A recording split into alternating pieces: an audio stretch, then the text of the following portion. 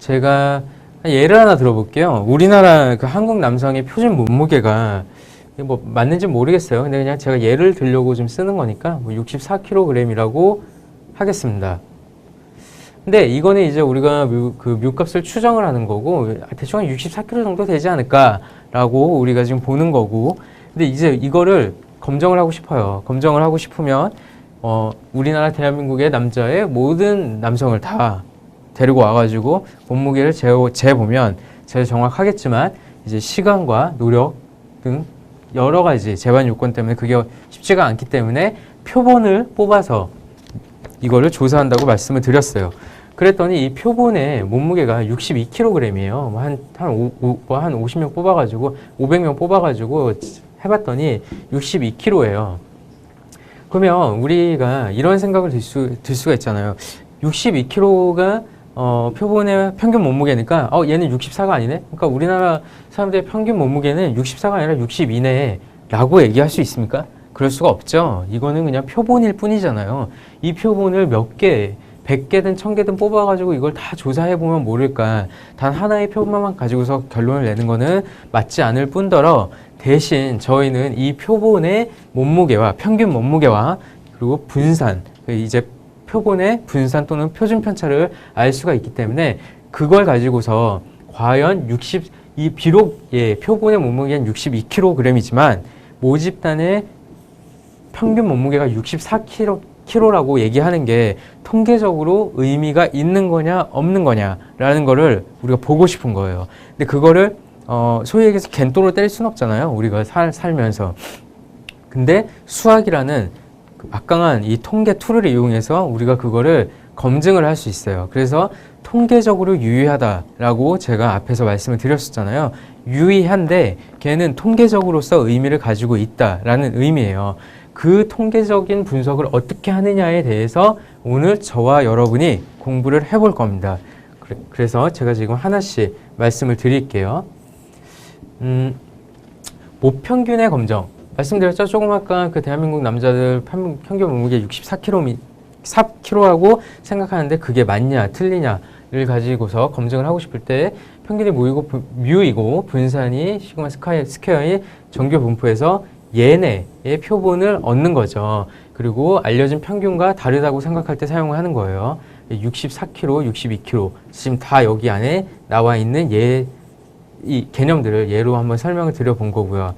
이제 분산이 알려진 경우와 그렇지 않은 경우에 따라 검정 통계량의 계산이 조금 다르다라고 말씀을 드렸는데 이제 앞장에서 제가 잠깐 T 디스트리뷰션이라고 말씀을 드렸어요. 물론 그 전에도 말씀을 드리긴 했습니다만 근데 우리가 검정을 사용을 할 때는 어떤 기준이 되는 값들 검정 통계량을 가지고서 읽어야 되는 값들에 대해서 이제 꾸준하게 제가 설명을 드렸잖아요. 그 가설 검증 챕터에서도 말씀을 드렸고, 근데 이제 대부분은 뭐 G 디스트리뷰션을 많이 쓰고, 뭐 T 디스트리뷰션을 또 쓴다.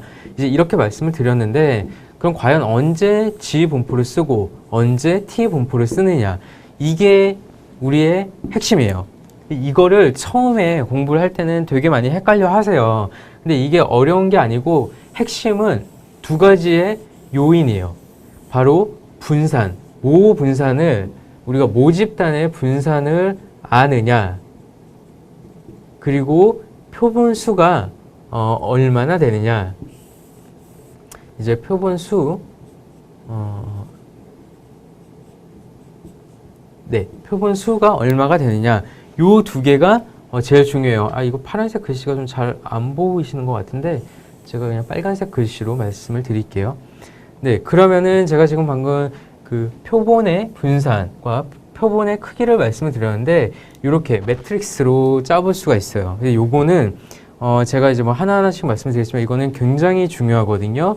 그 각각의 케이스에서 어떤 분포를 사용을 해야 되는지를 우리가 알려주는 표이기 때문에 이거는 좀 반드시 기억을 하셔야 돼요.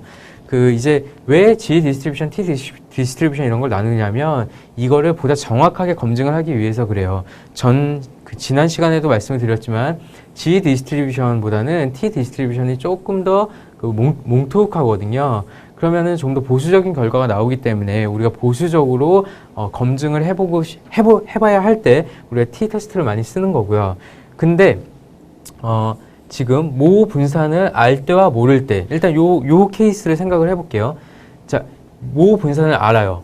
모집단의 분산이 알려져 있어요.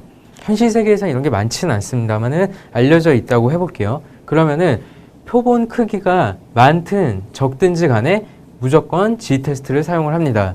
그 정도로 모 분산이 갖고 있는 정보성은 굉장히 커요. 그래서 표본에 관계없이 모 분산을 알고 있을 때는 G-테스트를 사용을 한다라는 거고요. 그리고 만약에 모 분산을 모르더라도 표본의 크기가 충분히 많다라고 판단이 되면 우리는 그대로 G 분포를 사용을 합니다. G 분포를 사용하는데 이때 주의하셔야 되는 거는 우리가 모 분산을 모른다고 했잖아요. 그러면은 이 공식에서 당장의 신뢰 구간 공식에서 구할 때도 이제 뭐 집값에 이런 게 들어가는데 얘를 지금 모르는 거잖아요. 그러면은 얘를 어떤 값으로 써야 되느냐? 그거는 바로 표본의 분산을 사용을 한다라는 거를 기억을 해주셔야 돼요. 근데 뭐 당연히 얘 모르면 계산할 게 표본의 분산밖에 없으니까 표본의 분산으로 계산을 하시겠죠. 근데 정말로 이제 좀 주의하셔야 되는 게 바로 그 마지막 케이스, 제가 설명드리려고 하는 마지막 케이스인데 모 분산도 모르고 표본수도 적습니다. 그러면은 우리는 무슨 테스트를 사용을 해야 되느냐? 바로 이때 T-테스트, G-테스트가 아니고 T-테스트를 사용을 해야 돼요. 이제 T분포의 값을 읽어야 되는데, 이 표본 크기가 많고 적고를 우리가 어떻게 따지느냐, 이거를 통계적으로 그 통계학자들이 대부분 30이라고 많이 조사를 해요. 그래서 표본수가 30개 이상이다. 그러면은 G-테스트를 사용을 하고요. 그리고 30개가 안 된다. 30개 미만이다. 그럼 T-테스트를 많이 사용한다라는 걸 알고 계시면 될 것 같아요.